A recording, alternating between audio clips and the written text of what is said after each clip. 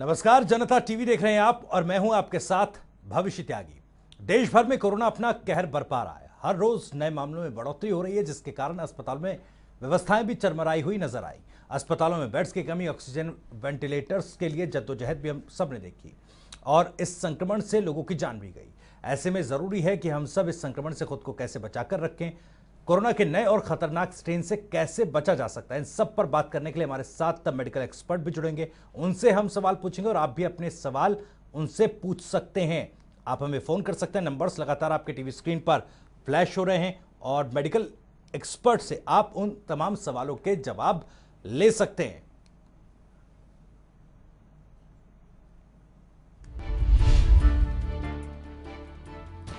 तो कोरोना के नए स्ट्रेन के लक्षण, बुखार आना, ये नए स्ट्रेन का लक्षण है और इसके साथ साथ सूखी और लगातार खांसी होना भी कोरोना के नए स्ट्रेन का लक्षण है।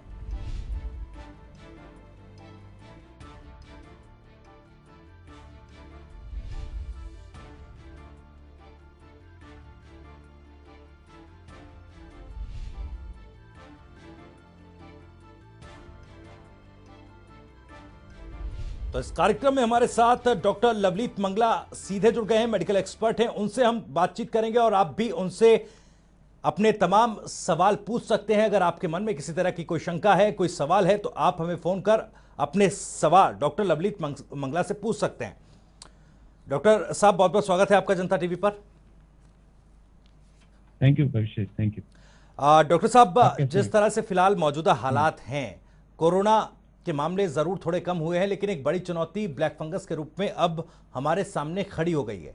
तो इसको लेकर किस तरह से लोगों को इससे बचना होगा, किस तरह से लोग अवेयर रहकर इससे खुद को दूर रख सकते हैं? देखिए, ब्लैक फंगस के लिए सबसे ज्यादा जरूरी है जी कि हम इसको जितना जल्दी हो सके उसको डायग्नोस कर सकें जी।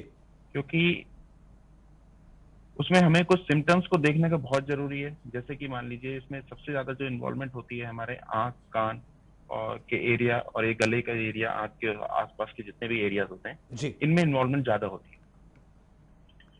इसमें पेशेंट को अगर ऐसा लग रहा है कि उसमें से नाक में से कोई ब्लैक कलर के सिक्रीशंस आ रहे हैं जी या इस एरिया में कहीं पे दर्द हो रहा है या पेशेंट को लग रहा है कि इसी आंख में सूजन है, देखने में दिक्कत हो रही है या थोड़ी सूजन बाहर आ रही है, तो इन चीजों में हमें थोड़ा सा ध्यान रखने की जरूरत है। अगर किसी पेशेंट को इम्प्रूव हो रहा है और फिर लंग्स में से दोबारा से कोई इन्फेक्शन पैदा हो रहा है या कंसोलिडेशन कहते हैं जिस तरह से, ऐसी कोई समस्या आ रही है, तो इसमें हमें ब्लैक फंगस के बारे में सोचना जरूरी है। जी। ये बात जरूरी है कि कुछ चीजों का हम पहले से ध्यान रखें कि जैसे वैसे तो कोविड हमारे जो एक्टिव केसेस हैं बहुत कम हो चुके हैं और सीवियरिटी भी काफी कम हो चुकी है, तो उसमें स्टेरॉइड ठीक से यूज किए जाएं। ऑल्दो स्टेरॉइड एक बहुत जरूरी ड्रग है, लेकिन उसका बहुत ठीक से यूज होना, कहीं बहुत एक्सेसिव होना और बहुत जहाँ पे जरूरत हो उतनी यूज हो। जी। जो प्रॉपर वर्ड वो रहेगा वो यही रहेगा कि वो जितना सही से यूज हो, क्योंकि वो हाई डोज भी कई बार देनी पड़ती है। कुछ पेशेंट इस तरह के हैं जिनको रिक्वायरमेंट है, लेकिन हाँ ये बात भी है कि हर पेशेंट ऐसा नहीं है जिसको हाई डोज की जरूरत है। जी। दूसरा, ऑक्सीजन, अभी कुछ कुछ रिपोर्ट्स आ रही हैं कि जैसे इंडस्ट्रियल ऑक्सीजन यूज हो रही है, तो अब तो उसको हम अवॉइड कर सकते हैं। बीच में एक टाइम ऐसा आ गया था कि ऑक्सीजन कैसे भी मिले। कुछ लोगों को मैंने देखा है कि स्टीम यूज कर रहे हैं 6-6, 7-7 बार दिन में। जी मेरे ख्याल किसी भी चीज की अति नुकसानदेह हो सकती है। जी। अगर आपको स्टीम की जरूरत है, आप दिन में 1 बार लीजिए और 2 बार लीजिए, वो काफी है। उससे ज्यादा की स्टीम की जरूरत नहीं होती है। जी।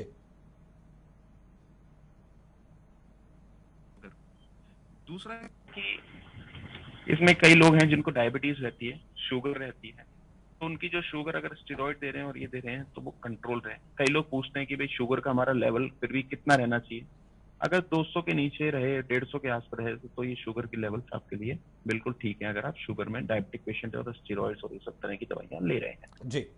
फिर भी अपनी साफ सफाई आसपास रखें, क्योंकि फंगस एक ऐसी बीमारी है, वो वहीं पर ही होती है जो एरिया आपका थोड़ा सा खराब है, जहाँ पे जो डिस्ट्रॉय हो चुका है, जो भी गंदगी जैसी चीज है। जैसे आप कभी देखते हैं कभी ब्रेड खराब हो जाती है घर में जी या कोई भी चीज सड़ी हुई होती है, उसके ऊपर फंगस लग जाती है। ऐसे भी यहीं पर भी एक ऐसा ही है कि शुगर है, डायबिटिक है या आपके कोई एरिया खराब हो चुका है, तो उन चीजों में आपको ध्यान रखने की जरूरत है कि भाई हम ऐसा कुछ भी अपना शरीर का या अपने आसपास एरिया को वो साफ सुथरा जरूर रखें। ये भी चीजें बहुत मैटर करती हैं। बिल्कुल, साफ सफाई का खास ध्यान रखना होगा और स्टीम अगर कोई ले रहे हैं तो उसका ध्यान रखना होगा, क्योंकि बहुत ज़्यादा या बहुत ज़्यादा बार स्टीम नहीं लेनी है, जितनी ज़रूरत है उतने वक्त स्टीम लेनी है। डॉक्टर साहब, एक ये सवाल, जैसा आपने बताया स्टेरॉइड्स का जो एक्सेसिव यूज़ है, जो कोरोना पेशेंट्स को एक्सेसिव डोज स्टेरॉइड्स के दिए गए हैं, ऐसे में कितने प्रतिशत चांसेस हैं कि जो एक्सेसिव यूज स्टेरॉइड्स के हुए हैं उन पेशेंट्स को ये ब्लैक फंगस अपनी चपेट में ले सकता है? देखिए, इसमें अभी जो हमारे पास जो केसेस हैं, वैसे ही ब्लैक फंगस बहुत ही कम होती है। जी। जो अगर फंगस में हम देखा जाए तो इसके जो कॉजेज थे ये बहुत ही कम होते हैं जी। केसेस अगर ओवरऑल हम देखें तो 1% केसेस से भी कम केसेस हैं जिनको ये ब्लैक फंगस हो रही है जी। लेकिन ये फंगस पहले भी पाई जाती थी, लेकिन बहुत रेयर केसेस होते थे, बहुत कम केसेस होते थे। अभी ये केसेस काफी ज्यादा बढ़ गए हैं क्योंकि कोविड की वजह से। और खाली इसमें मुझे लगता है कि खाली हम स्टेरॉइड को ही दोषी दें तो वो भी सही नहीं है, क्योंकि स्टेरॉइड और ये सब दवाइयां तो हमने पिछले साल भी यूज करी थी जी। लेकिन डॉक्टर साहब, मैंने सवाल ये पूछा आपसे इसलिए क्योंकि देखिए स्टेरॉइड्स का जो इस्तेमाल है इस कोरोना के इस सेकेंड वेव में बहुत ज़्यादा पेशेंट्स पर हुआ है, तो इलाज में कुछ ऐसे पेशेंट्स भी हैं जो स्टेरॉइड्स के बाद ठीक भी हुए हैं, रिकवर भी उन्होंने किया है, लेकिन उनके मन में कहीं ना कहीं अब डर है कि हमने जो कोरोना के इलाज के दौरान स्टेरॉइड्स का इस्तेमाल किया है, क्या वो तो अब कोरोना माफ कीजिएगा ब्लैक फंगस की चपेट में नहीं आ जाएंगे? बिल्कुल जी, बिल्कुल। आपके चांसेस ब्लैक फंगस में आने के पूरे चांसेस रहेंगे अगर आपको स्टेरॉइड है, डायबिटीज है या फिर आपको कोरोना हुआ है। जी। इसीलिए मैंने बताया आपको शुरू में ही, कुछ इस तरह के सिम्टम्स जरूर हैं जिनको आपको ध्यान रखना है। आपको अगर ऐसी कोई दिक्कत हो रही है तो आपको तुरंत अपने डॉक्टर से कंसल्ट करना है। उसमें जिसके पास भी आपने ट्रीटमेंट लिया है या ईएनटी वाले डॉक्टर या जिस तरह कि अगर हम इसका ठीक टाइम पे ठीक जल्दी इलाज शुरू करें तो डेफिनेटली इसके रिजल्ट अच्छे भी मिल सकते हैं। जी। डॉक्टर साहब, एक और सवाल मेरा ये, क्योंकि देखिए ब्लैक फंगस जिस तरह से अब फैल रहा है, अब क्योंकि कई मरीज हमने ऐसे देखे कि उनकी आंखें निकालनी पड़ रही हैं, मैं ये समझना चाह रहा हूं कि आखिर ब्लैक फंगस किस स्टेज तक डायग्नोस हो तो ये फंगस जो है, ये जो बैक्टीरिया है, ये सीवियर ना हो पेशेंट्स के लिए। इसमें जी ब्लैक फंगस एक तरह से जो बीमारी है ये अपने आसपास के एरिया को खत्म करने लग जाती है जी। जैसे आपके अगर किसी भी एरिया में, जैसे आंख के आसपास शुरू से, जैसे आंख में हमारा जैसे आंख हमने एक बोनी स्ट्रक्चर है उसके अंदर है हमारे, अगर ये आंख के इस एरिया को हम लोगों को पहले ही पता लग जाए कि यहाँ पे फंगस है तो हम जी। आंख को बिल्कुल बचा सकते हैं जी। ये यूजुअली जो ट्रेवल करती है ये हमारे नाक में आसपास कुछ स्पेसेस होते हैं, एयर स्पेसेस होते हैं जी। जिनको हम बेसिकली साइनसेस कहते हैं। ये सबसे पहले ज्यादातर केसेस में आपको यहीं पर ही मिलेगी। यहाँ से इन्वॉल्वमेंट होकर धीरे धीरे छेद करते हुए ये आंख को इन्वॉल्व करने लग जाती है। अगर ये यहीं पर ही हम इसको पकड़ लें, यहीं पर इसकी दिक्कत कुछ पता लग जाए जी। तो हम इसको यहीं पे रोक सकते हैं। और कुछ भी जैसा इस तरह का जहाँ पे आंख निकालने की जरूरत पड़ रही है उस तरह की चीजों को हम बचाव कर सकते हैं। बिल्कुल बिल्कुल डॉक्टर साहब, इस पर बातचीत जारी रखेंगे, लेकिन कुछ कॉलर्स भी हमारे साथ जुड़ रहे हैं। सतीश हमारे साथ हैं, इसके अलावा रवि भी हमारे साथ फोन लाइन पर मौजूद हैं। पहले सतीश का सवाल लेंगे। सतीश, बहुत बहुत स्वागत है आपका, क्या पूछना चाहते हैं, पूछिए अपना सवाल। सर, मुझे 12 दिन हो गए हैं, पॉजिटिव की रिपोर्ट है जी। और मैं घर पर ही आइसोलेशन में हूँ और कुछ मैं ठीक हूँ अब काफी दिनों से, 4-5 दिनों से। जी। मुझे कितने दिन का और परहेज रखना है? और मुझे गर्म पानी में नींबू दे रहे हैं, नींबू डाल के घर में जी। सुबह खाली पेट, वो लेना है या नहीं लेना, मुझे ये। जी डॉक्टर साहब, आपको कितने दिन हो गए सतीश जी टोटल? और मुझे गर्म पानी में नींबू दे रहे हैं, नींबू डाल के। सतीश जी, आप अपने टीवी सेट की वॉल्यूम को कम कर दें और फोन पर ही बातचीत करें और ये बताएं कि आपको कितने दिन हो चुके हैं, कब से आप गर्म पानी में नींबू ले रहे हैं? 4-5 दिन से ले रहा हूँ सर। जी, 4-5 दिन से सर। और टोटल कोरोना को कितने टाइम हो गए आपके? सतीश जी, कोरोना को कितना वक्त हो? पिछले संडे को दिया था जी सैंपल, 12 दिन हो गए जी। जी डॉक्टर साहब, और पिछले 3-4 दिन से आपको बुखार नहीं है ना? कोई दिक्कत नहीं बुखार है? वगैरह नहीं है, ठीक हूँ मैं पहले से। घर के अंदर ही मतलब कमरे में। और मुझे परहेज कितने दिन और रखना है घर पे? घर पे जी परहेज आपको 2 दिन के लिए और रखना है। अगर 2 दिन और परहेज रखे 14 दिन आपके पूरे हो जाएंगे। पूरे होके फिर पूरे होके आप अपने घर का अपने होम आइसोलेशन वो सब छोड़ सकते हैं। और अगर उसके बाद में अगर कोई आपको दिक्कत होती है, कोई समस्या होती है, तो किसी डॉक्टर से बात कर लीजिए। अगर कोई आपको दिक्कत या कोई समस्या नहीं होती है तो फिर आप अपना परहेज और सब छोड़ सकते हैं, अपनी नॉर्मल जिंदगी आप जी सकते हैं। चलिए, बहुत बहुत शुक्रिया सतीश आपका सवाल पूछने के लिए। उम्मीद है कि आपको अपना जवाब मिल गया होगा। रवि, एक और दर्शक हमारे साथ जुड़े हैं, उनका सवाल लेंगे, लेकिन उससे पहले मैं अपने दर्शकों से अपील करना चाहूंगा कि जब भी आप सवाल पूछें तो प्लीज़ अपने टीवी सेट की वॉल्यूम को कम कर दें। इससे बेहतर तरीके से आप अपना सवाल पूछ पाएंगे और डॉक्टर साहब से जवाब भी आपको बेहतर तरीके से मिल पाएगा। रवि, बहुत बहुत स्वागत है आपका, पूछिए अपना सवाल। लगता है संपर्क हमारा टूट गया। तो आप भी हमें कॉल कर सकते हैं, अपने तमाम सवालों, अपने तमाम कन्फ्यूजन्स और शंकाओं का जो है जवाब डॉक्टर साहब से ले सकते हैं। डॉक्टर साहब हमारे साथ लगातार जुड़े हुए हैं और हमारे तमाम सवालों का जवाब दे रहे हैं। डॉक्टर साहब, ब्लैक फंगस पर हम बात कर रहे थे और मेरा एक और सवाल आपसे ये है, क्योंकि कई तरह के ब्लैक फंगस के वेरिएंट्स जो हैं वो दिखाई दिए हैं, जो खबरें सामने आई हैं। ब्लैक फंगस आया, वाइट फंगस उसके बाद जिक्र हुआ, इसके बाद एक केस जो है येलो फंगस का भी सामने आया है। तो ऐसे में क्या ये तमाम जो फंगस हैं ये उतने ही खतरनाक हैं? देखिए, फंगस जो भी है सारी खतरनाक ही होती है जी। लेकिन उसमें अगर हम देखना चाहें कि भाई कि व्हाइट फंगस कैसी है, ब्लैक कैसी है और ऐसा, तो इनमें सबसे ज्यादा जो खतरनाक होती है वो हमारी ब्लैक फंगस ही होती है जी। व्हाइट फंगस के केसेस हमारे पास पहले भी मिलते थे जी। और अभी भी आ रहे हैं ये, क्योंकि आईसीयू में कोई बहुत टाइम तक रुकता था तो उस पेशेंट को हमें व्हाइट फंगस होने के भी चांसेस, और इन्हीं में भी वही कारण है, जैसे शुगर है, बहुत लंबे टाइम से मरीज बीमार है या लंग्स खराब हो चुके हैं, बहुत एंटीबायोटिक्स और इन सब लिए हैं, स्टेरॉइड बहुत लिए हैं, उन सब में भी ये सब तरह की बीमारियां होती हैं। जो व्हाइट फंगस इन सब में वेराइट करेंगे तो ब्लैक फंगस सबसे ज्यादा खतरनाक होती है, क्योंकि इसकी एक प्रॉपर्टी ये भी होती है कि ये जो खून की जो नलियां होती हैं उनको खाने लग जाती है जी। कि उनमें बहुत इसकी इन्वॉल्वमेंट होती है, उसकी वजह से इसमें ब्लीडिंग, और ये जिस ऑर्गन के आसपास होती है उस ऑर्गन को खत्म करती चली जाती है। जी। जैसे कि आपने अभी थोड़ी देर पहले बोला कि आंख निकालनी पड़ रही है, ये सब निकालना पड़ रहा है, ये सब चीजें जो है व्हाइट फंगस में थोड़ी सी कम मिलेगी जी। लेकिन हाँ, जान को खतरा तो व्हाइट फंगस में भी है और ब्लैक फंगस में बिल्कुल। भी है। इलाज दोनों में दोनों में फर्क है। इलाज भी एंटी फंगल जो थेरेपीज है उसमें भी फर्क है, तो इसमें ये पता करना कि व्हाइट है ब्लैक है ये भी बहुत जरूरी है। चलिए, इस पर बातचीत जारी रखेंगे। डॉक्टर साहब, एक दर्शक राम रोहतक से हमारे साथ जुड़ गए हैं। राम, बहुत बहुत स्वागत है आपका, पूछिए अपना सवाल। हेलो जी। राम, मेरी आवाज आप तक पहुंच पा रही है? हाँ जी, हेलो, हाँ जी पहुंच पा रही है। पूछिए अपना सवाल। हाँ जी, हाँ जी, मेरे बेटे को जी कोरोना हुआ था 20 अप्रैल को और हमने ठीक कराया, रिकवर होके वो घर आ गए थे। उसको हाँ जी श्योराइड भी दी गई थी और एक बार हफ्ता पहले उसके बलगम में से ब्लड आया था। हाँ अच्छा जी। इसकी कोई मतलब दोबारा नहीं आया है इसके बाद, तो खतरा तो नहीं है? अच्छा, आप कोई दवाई तो नहीं ले रहे हैं खून पतला करने के लिए भी?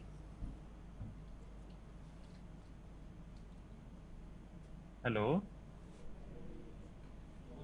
मैडम, किसी तरह की दवाई का प्रयोग आप लोग कर रहे हैं? लगता है हाँ जी, ले कनेक्शन।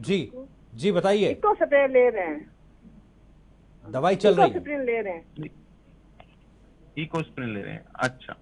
हेलो, मेरे ख्याल ये जी डॉक्टर साहब जवाब दीजिएगा। हेलो डॉक्टर साहब जवाब दीजिएगा।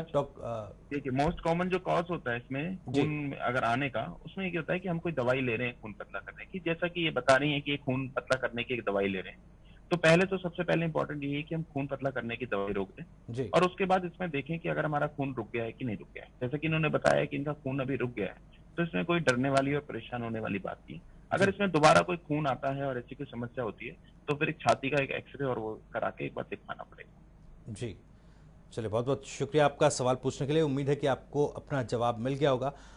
डॉक्टर साहब, ब्लैक फंगस पर हम जैसा जिक्र कर रहे थे, कई मामले सामने आ रहे हैं और कई तरह के वेरिएंट्स हमने पूछे आपसे कि कौन ज़्यादा खतरनाक है। आपने कहा दोनों जानलेवा हैं, लेकिन इनको डायग्नोज करना सबसे ज़्यादा ज़रूरी है। एक और दर्शक फिलहाल हमारे साथ कमला जुड़ी हुई हैं, उनका सवाल पहले ले लेते हैं। कमला जी, बहुत बहुत स्वागत है आपका, पूछिए अपना सवाल। जब मुझे पिछले महीने कोरोना हुआ था जी, और कोरोना तो ठीक हो गया, 1 महीना करीब हो गया मुझे, दवाई मेरी अब कम हो रही है, और अभी मुझे मतलब वीकनेस बहुत ज्यादा है। तो अब मुझे क्या हो रहा है, 2-3 दिन से मेरे मतलब चेहरे पे स्वेलिंग आ रही है और आंखों में खुजली हो रही है, बहुत भारीपन। डॉक्टर साहब, अच्छा, अभी स्वेलिंग आपके दोनों तरफ आ रही है या एक ही तरफ है? हाँ जी, दोनों तरफ आ रही है, मतलब आंख से नीचे, नाक के दोनों तरफ, इस पे गालों पे। मुझे लगता है आपको एक बार अपना ब्लैक फंगस के लिए एग्जामिनेशन कराना चाहिए किसी डॉक्टर से, और उसमें हो सकता है आपको एक MRI और फिर एक एंडोस्कोपी की भी जरूरत पड़ सकती है। तो एक बार इसको जरूर दिखाइए अपने किसी मेडिकल एक्सपर्ट को, जो भी अच्छा, आपके हाँ, ये पास है। 3 दिन से हुआ डॉक्टर साहब। नहीं, बिल्कुल दिखाइए इसको, बहुत जरूरी दिखाइए। तो ये मतलब ये किसी ENT वाले को दिखाना है या वैसे ही डॉक्टर को दिखाऊं जिससे पहले? नहीं, ENT वालों को दिखाएंगे तो ज्यादा अच्छा रहेगा, कि आपने जिनसे भी कोविड का इलाज लिया है उसको भी दिखा सकते हैं। चलिए, बहुत बहुत शुक्रिया कमला जी अपना सवाल पूछने के लिए। उम्मीद है कि आपको अपना जवाब मिल गया होगा। कलावती, एक दर्शक हमारे साथ जुड़े हैं। कलावती जी, बहुत बहुत स्वागत है, पूछिए अपना सवाल। हाँ जी, ये मेरे बेटे को ना माइल्ड सा कोरोना हुआ था जी और हमने घर में ही जैसे क्रोसिन वगैरह थे वो ठीक हो गया, काढ़ा वगैरह पिलाया अदरक का, तुलसी का, जी गिलोय का, तो वो ठीक ठाक हो गया था। जी और अभी उसकी बिल्कुल ठीक ठाक है, कोई स्टेरॉइड नहीं ली हमने, और कोई दवाई नहीं ली, और उसमें जो है उसकी आंख थोड़ी सी लाल हो रही है। तो क्या ये क्या है, कोई गड़बड़ है क्या, जो आजकल फंगस की बीमारी चल रही है? उसको देखने में तो कोई तकलीफ नहीं है अभी ना, देखने में भी नहीं है कोई, उसके अंदर इरिटेशन भी नहीं है, खुजली भी नहीं है, आंख लाल है बस। अच्छा, क्या ये एक तरफ हो रही है या दोनों तरफ है आंखों में? उसकी दोनों ज्यादा इसकी तरफ है, बैक साइड की तरफ ना, जैसे कनपट्टी की तरफ, जैसे कान की तरफ। नहीं, आंख में सूजन, आंख में बता रहे हैं ना आप, लालीपन? हाँ, सूजन नहीं है, बिल्कुल भी लाल है थोड़ी सी। तो वो कह रहा था कि मम्मी मैं कूलर के पास सोया तो थोड़ा मुझे ऐसे लगा कुछ गिरा है आंख में। तो ऐसा कोई ऐसी बात तो नहीं है कि कोई ये जो चल रही है फंगस? नहीं, ऐसी बात तो नहीं लग रही है। एक काम करिएगा, एक रिफ्रेश टीयर करके एक दवाई आती है, रिफ्रेश टीयर, वो डाल के देख लीजिए और 2-3 दिन उसको डाल के देखिए उसका कैसा असर आ रहा है। अगर उससे कंट्रोल नहीं होती है तो फिर एक बार आंख वाले डॉक्टर को दिखाएंगे। चलिए, बहुत बहुत शुक्रिया कलावती जी अपना सवाल पूछने के लिए। ममता हमारे साथ और जयश्री भी हमारे साथ जुड़ी हुई हैं। पहले ममता जी का सवाल ले लेते हैं। ममता जी, बहुत बहुत स्वागत है आपका, पूछिए अपना सवाल। मेरी दवाई तो बता दो। रिफ्रेश टीयर्स करके एक दवाई आती है, वो ले लीजिए। जी ममता जी, सवाल पूछिए अपना।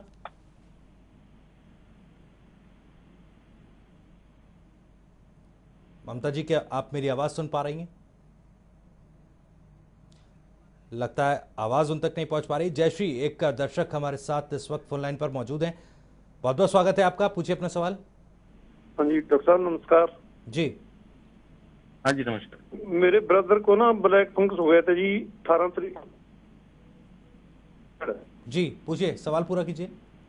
हाँ जी, तो उन्होंने उसका 4-5 दिन बाद ऑपरेशन किया शुगर लेवल को ठीक करके। वो आज वो वहां से कह रहे जाओ इसको।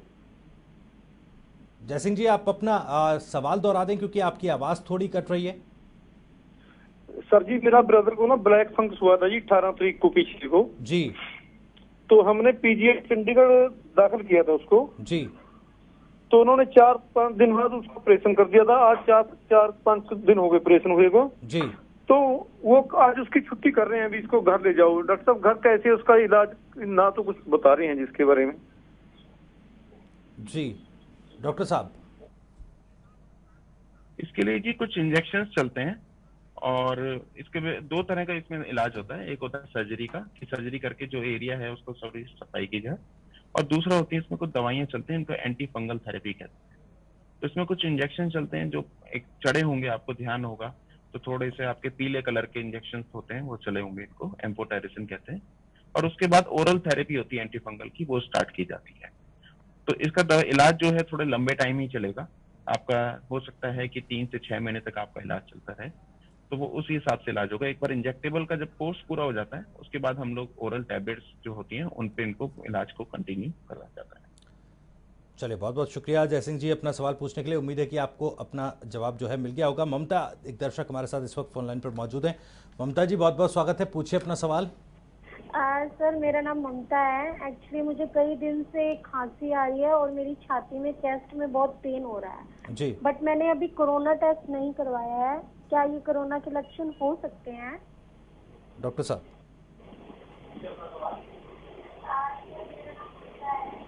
ये हो सकते हैं और इनके लिए एक बार कोरोना टेस्ट आप करा लीजिए। मैं एक बार लेकिन दोबारा ये जरूर पूछना चाहूंगा कि आपको बुखार हुआ है क्या? सर, मुझे बुखार नहीं हुआ बट डायबिटीज है मुझे कम से कम 10 ईयर से।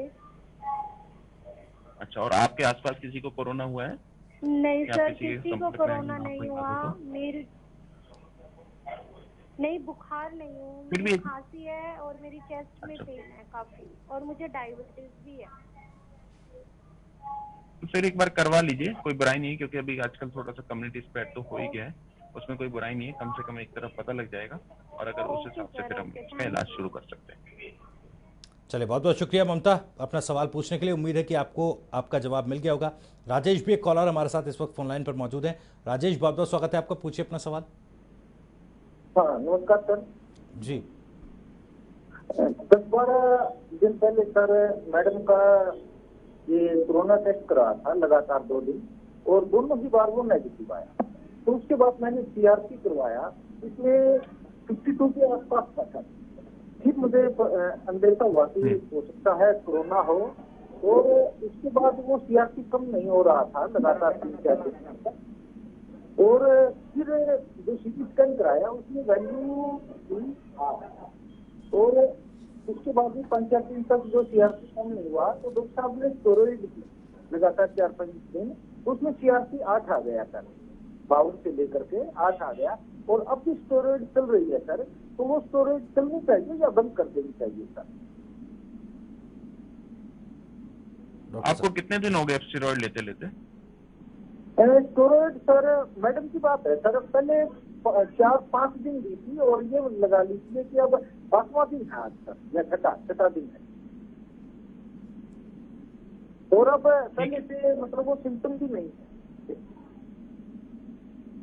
ठीक है जी सर। मेरे ख्याल आप थोड़ा, जो स्टेरॉइड जो है वो जब भी बंद की जाती है तो उसका एक तरीका होता है, उसको धीरे धीरे करके टेपर किया जाता है। टेपर का मतलब जैसे आप जितनी भी, मान लीजिए पहले 10 mg ले रहे हैं तो फिर उसको 10 mg कुछ दिन दिया जाएगा, फिर उसको 7.5 mg, फिर 5 mg, फिर 2.5 mg, ऐसे ऐसे करके उसको कम किया जाता है, डिपेंडिंग ऑन आप किस तरह के कौन से स्टेरॉइड ले रहे हैं, क्योंकि हर स्टेरॉइड की अपनी अपनी अलग तरह से डोज होती है और उसी मात्रा में उसको धीरे धीरे करके कम करने की आवश्यकता होती है। तो उसी तरह से उसको कम करने की जरूरत है। अचानक उसको बंद करने से कई बार कुछ नुकसान हो सकते हैं, तो इसलिए जरूर ध्यान रखें कि उसको धीरे धीरे ही कम करवाएं, और धीरे धीरे कम करवा के जैसे आप सीआरपी लेवल है आपका और कम होता चला जाएगा। जो आपके जो सीआरपी लेवल्स हैं डेफिनेटली आपके स्टेरॉइड की वजह से ही कम आए हैं, तो स्टेरॉइड एक ट्रीटमेंट है इसके पार्ट का कोविड का, तो इसको भी, लेकिन ये है कि आगे कैसे वो तरीके से ही कम हो ताकि आपको कम से कम उसके नुकसान। चलिए, बहुत बहुत शुक्रिया राजेश अपना सवाल पूछने के लिए। उम्मीद है कि आपको अपना जवाब मिला होगा। कुछ और दर्शक हमारे साथ जुड़े हैं। सचिन हैं हमारे साथ, रजनी भी एक दर्शक है। पहले सचिन का हम सवाल लेंगे, काफी देर से वो इंतजार कर रहे हैं। सचिन, बहुत बहुत स्वागत है आपका, पूछिए अपना सवाल।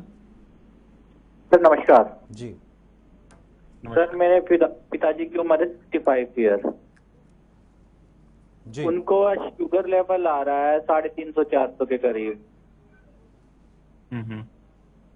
तो उनको भी फिलहाल दवाइयां दे रहे हैं, ग्लाइकोमेट टेरियो मॉर्निंग में 1 और ग्लाइकोमेट जीपी 0.5 mg ये इवनिंग में।